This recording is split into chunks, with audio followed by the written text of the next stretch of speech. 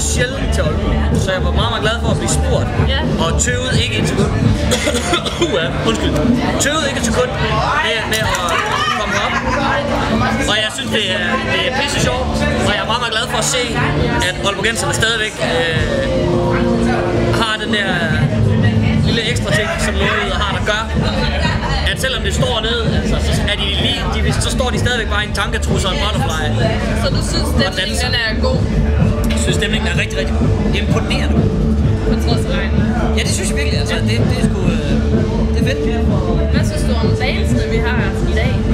Ja, nu er vi jo ikke meget mere end halvvejs, men jeg synes faktisk, det har været rigtig, rigtig godt. Jeg kan især godt lide hende Silja, som spillede for. Jeg synes faktisk, det er rigtig, rigtig fedt. Så hvis ikke du har pladen, så køb. Joey Moe spiller nu.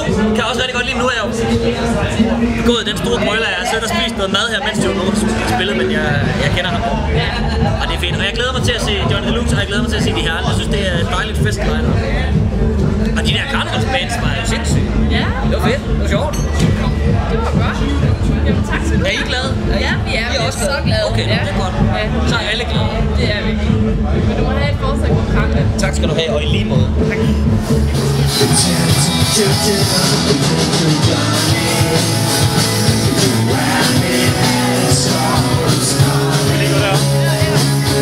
Hvordan var det at spille til Karneval i Aalborg?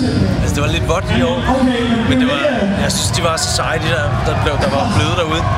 Altså, ja, så det var hyggeligt nok, men det var lidt vådt. Så det var god stemning mellem de publikum, der var? Det var det. Det var helt sikkert, det var det. Det var godt. Så du vil gerne komme igen næste år, hvis det er? Jeg kommer altid igen. Du kommer altid igen?